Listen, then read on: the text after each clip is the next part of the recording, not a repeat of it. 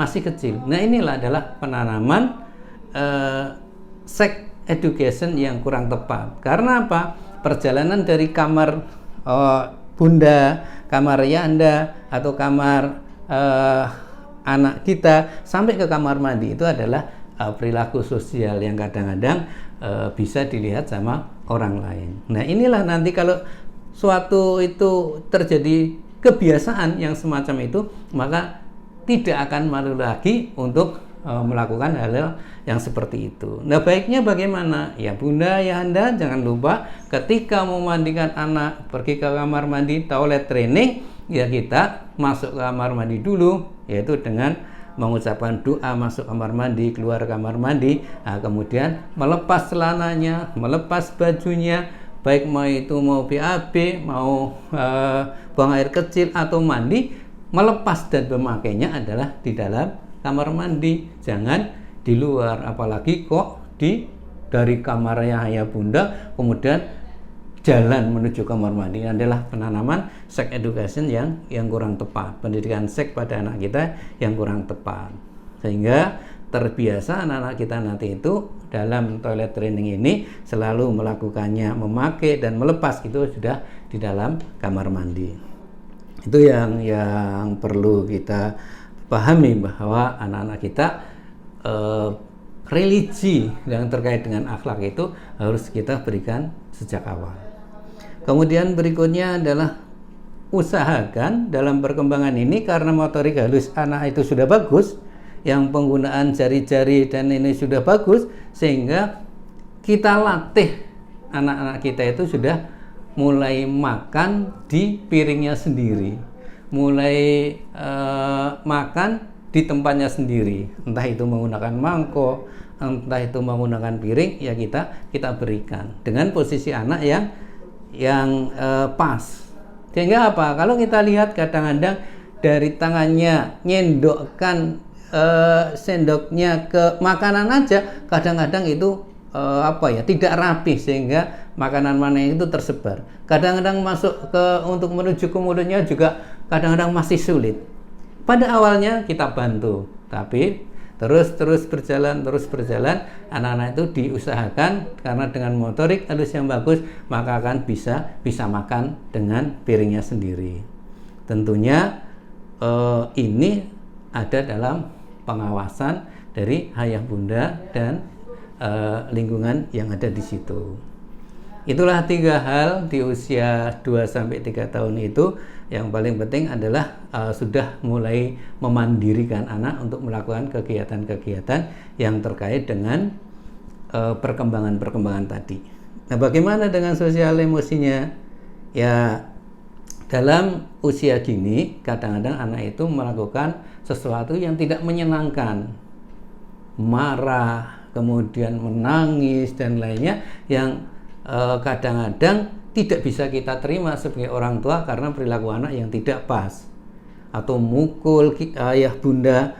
Maka dalam hari ini kekecewaan yang ayah bunda alami disampaikan, aduh nak, bunda sakit, ya anda sakit, nggak boleh memukul. Itu sosial emosinya semacam itu. Nah, bagaimana dengan sosialnya? Nah, ini untuk kegiatan-kegiatan yang sosial, ayah bunda sudah bisa melatih. Contohnya memberikan sedekah kepada orang yang membutuhkan.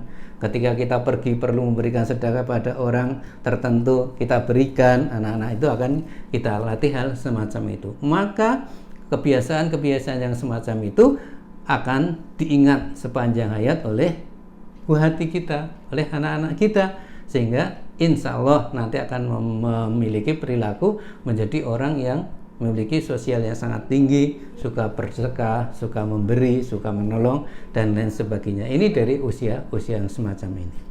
Kemudian yang terakhir, ayah bunda ma'asyiral muslimin rahimakumullah, yaitu pada usia 3-5 tahun. Maka ini sudah mulai lebih banyak memberikan kepercayaan kita kepada anak kita. Contohnya, pada suatu tertentu kita minta kepada anak kita untuk menceritakan apa yang dilakukan, baik itu kepada temannya, baik itu kepada kakak atau adiknya, baik itu kepada permainannya, supaya menceritakan. Tentu ayah bunda semuanya, di dalam menceritakan itu anak tidak sebagus yang kita harapkan. Ada kata-kata yang melompat, alur ceritanya kurang jelas, sehingga perlu kita berikan stimulasi yang terkait bagaimana cara mengutarakan alur cerita atau isi dari yang diceritakan itu. Bagaimana respon kita? Ya, respon kita lebih baik adalah memberikan stimulasi respon supaya anak tidak berhenti cerita. Kita mengucapkan penggalan kalimat dalam kata-kata terakhir. Oh, teman saya tadi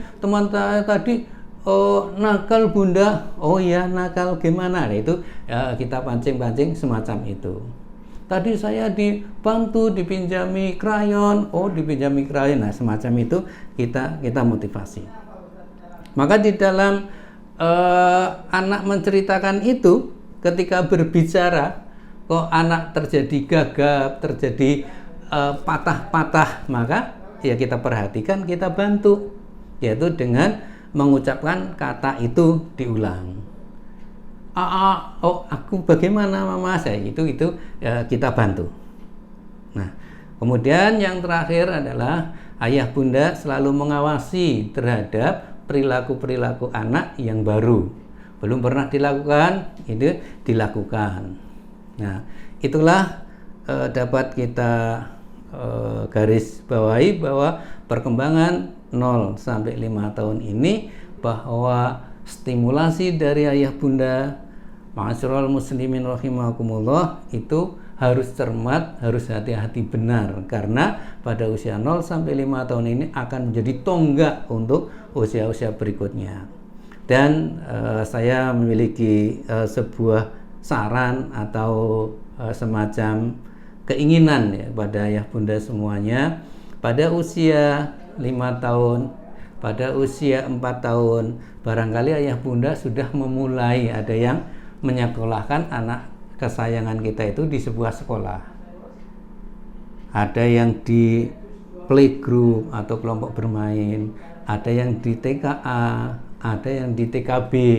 Maka pesan saya bagi ayah bunda semua, tolong sekolah itu dilihat. Apakah sekolah itu mempunyai kurikulum atau mempunyai konten yang mampu melayani 6 perkembangan anak-anak kita. Bagaimana perkembangan religi dan moralnya di sekolah itu dikembangkan, apa permainannya apa. Kemudian bagaimana perkembangan fisik motoriknya di sekolah itu, ada enggak layanannya atau ada enggak alat-alat permainannya. Kemudian bagaimana perkembangan kognitifnya, bagaimana sekolah itu mengajarkannya, bagaimana perkembangan sosial emosionalnya, bagaimana perkembangan bahasa dan seninya. Ayah bunda harus benar-benar tahu sekolah itu mengembangkan hal-hal semacam itu atau tidak. Karena sangat sayang sekali ketika kita memasukkan ke sebuah sekolah di anak-anak kita pada usia balita bawah 5 tahun, tapi sekolah itu tidak bisa mengembangkan 6 aspek perkembangan tersebut. Nah, salah satu rekomendasinya yang saya tahu benar dan saya sering berkunjung, sering melihat sekolah itu adalah contohnya di TK Al-Irsyad Al-Islamiyah Purwokerto. Ini benar-benar sudah menggunakan 6 aspek perkembangan itu yang sudah dilaksanakan. Bahkan pembelajaran sudah mulai dengan model sentra-sentra itu, dan setiap sentra itu ada alat dan permainan yang sangat memadai untuk anak-anak kita. Para ma'asyiral muslimin rahimakumullah, ayah bunda, sekali lagi ayo anak-anak kita perhatikan betul di usia golden age ini, adalah usia-usia tahun keemasan, sehingga kita tidak akan kecewa di suatu saat nanti. Kalau kita abaikan, kita biarkan saja berjalan mengalir apa adanya, maka kedepannya dikhawatirkan anak-anak kita itu akan berkembang yang senantiasa mengecewakan kita, senantiasa membuat kecewa orang tua, senantiasa membuat repot orang tua, karena tidak memiliki perkembangan yang sesuai dengan perkembangan yang ideal.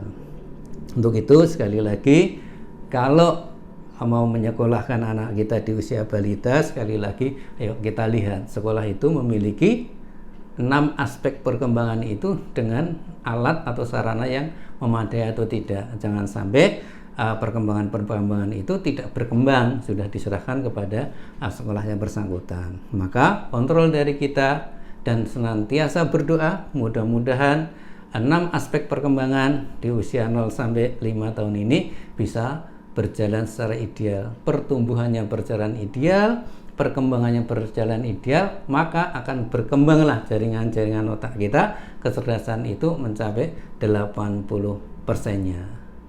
Berkembang secara seimbang antara pertumbuhan dan perkembangannya. Itu saja masyaallah muslimin, ayah bunda yang dapat kita sampaikan. Mudah-mudahan ini bermanfaat. Apabila banyak kesalahannya, mohon maaf yang sebesar-besarnya. Assalamualaikum warahmatullahi wabarakatuh.